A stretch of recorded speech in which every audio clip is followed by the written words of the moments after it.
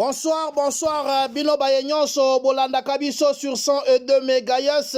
Ezali Bongo, chef d'état-major FM, na Elobeli, Ezali, moi na Moussala Nabino, communicateur Nabino, les Tchakou de la diaspora, le chef d'état-major général, villageois, ya solo, Muntua, Mouma Boulungu.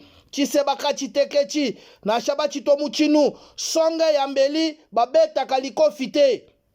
Batoto Akatanga, Boba Kiselanga Kaka, marton composé. Rédaction et Simbami na Berchel Ndebo. Mise en nom de Simbami na Mwana Mboka Plamedine Zola. Musique Bozo Sepela na Yangwane Ezali. Artiste international King of Mous, Rigotier chef de terre. Alerte, alerte, alerte. Ba service ya renseignement ya Lubumbashi. Bozali ya kolala. Bozo sala musala ndenge sengelite. Bandeko. Toyebi mabe oyo mokonzi ya mboka salite. Oyo wapi bazoluka ba assassiné de gauche à droite. Tozali 19h40 heure Afrique du Sud. 19h40 heure ya Lubumbashi. Tozali bongo na rond-point Carrefour non loin. Il y a UNPP. Bandeko. Nakoloba mingi te. Botika toujours branché.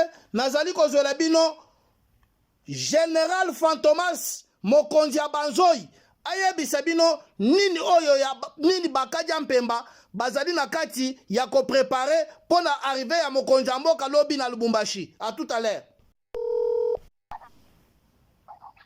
Bonsoir, bonsoir mon frère. Comment allez-vous? Oui, ça ne marche pas, ça ne marche pas. Il y a des informations qui viennent de nous parvenir là vraiment. C'est à vous vraiment de nous éclaircir. Qu'est-ce qui est en train de se préparer à Lubumbashi avant l'arrivée du chef de l'État? Il paraît qu'il y a des désordres graves au niveau du Carrefour, à vous. Oui. Je voulais juste vous donner une petite information quant à ce. Il y a le motard qui sillonne dans la ville de Lubumbashi. Il y a un motard qui a vu quelque chose de très suspect au niveau du rond-point Carrefour. En voyant cela, il a constaté que non, il y avait une voiture qui était en train de donner les histoires à manger. Vous voyez, il y a des rigoles, hein, il y a des trous, des capteurs au niveau du rond-point Carrefour par lesquels l'eau entre lorsqu'il pleut. Alors c'est dans ces des gros trous-là que les rebelles là de Bakatakatanga, de M23, ils étaient là à l'intérieur et ils prenaient les histoires à manger à partir de ces véhicules-là. Lorsque le motard a vu cela, il est allé signaler les services de sécurité. Et au moment où je vous parle, il n'y a que les JR là-bas, il y a les JR, il y a des crépitements de balles en dessous de la terre, en dessous de ces rigoles-là. Donc, prions seulement le bon Dieu que tout se passe bien. Mais ce que moi, je voulais un peu donner comme conseil au chef de l'État, ce n'est pas d'aller à Lubumbashi puisque le terrain est miné. Sans vous cacher ni vous tromper, le terrain est vraiment miné en cet instant à Lubumbashi. Voilà. Bandeko bino bayenyonso bokolanda biso bo partager message oyo massivement toyoki bandeko ebele ba communicateur balobeli makambo oyo to sauver vie ya mokonzi na biso Félix Tshilombo Tshisekedi. Moi en général éclaircir na opinion. Est-ce que tokoki koloba ke ba service ya sécurité ya Okatanga bazali kosala musala? Yango, en tout cas, les Tchakou de la diaspora, on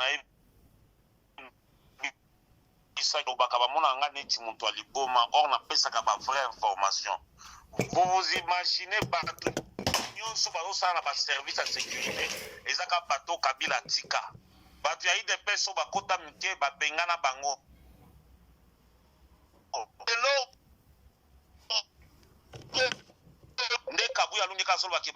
Service. Aussi longtemps que bato basala formation, plus de 2500 combattants basala na Kinshasa kuna na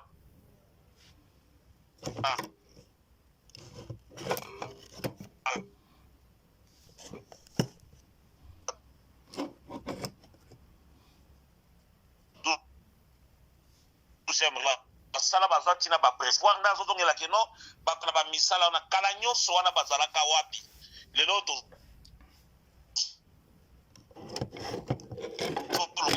Kenya pa service nous soit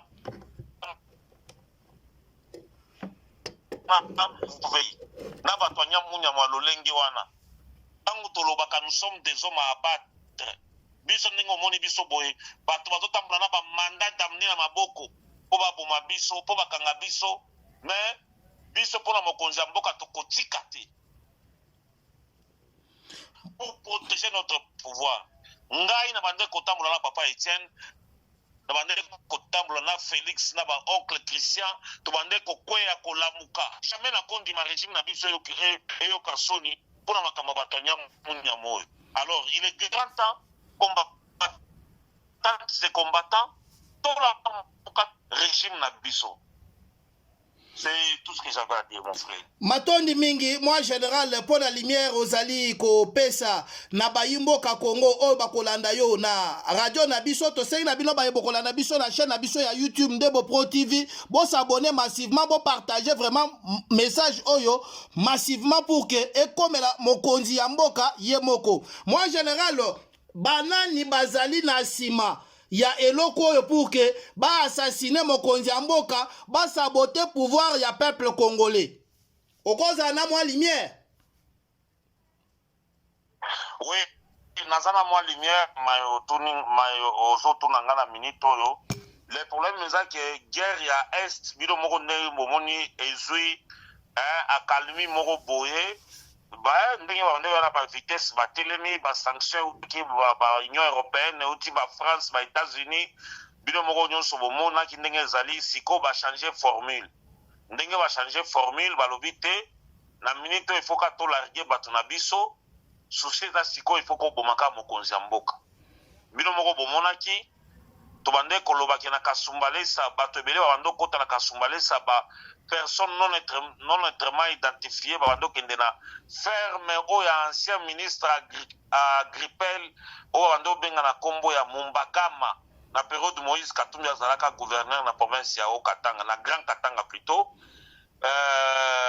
bato bando kota na kasumbalesa bando kende osala ba formation kuna tango to lo argue yango na ba réseau akimisaki bato wana biso na bino tomoni na niveau Kapiri Mposhi na niveau scanner à partir à Zambie ndenge bakidisaki bato ebele na kati ya ba camion ezalaki ka bato ya nyamu wana balingaki bakoma na ba frontière na biso bakota po bakende ko créer coup d'état na mboka na biso chef de l'état tosito lobby tozo continuer kana koloba tina Kinshasa ba infiltrer bazali partout les infiltrés sont là na minute ba lobby bazoluka ka mutu ya Félix Antoine Tshisekedi Tshilombo point barre nde formule o bazala ngo na minute oyo bato bazala sima makambo wana Joseph Kabila Kabange o bazobengaka na kombo ya Hippolyte Kanambe ye Kagame kamutu ya Kasanga Santé kamutu ya Mikuwa Kagame Joseph Kabila na mususu ya mandefu mwa Kadhafi oya General John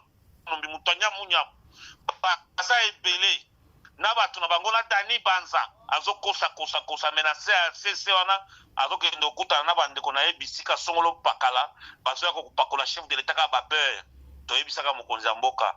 Vous avez pris le pouvoir avec les combattants, dirigé avec les combattants.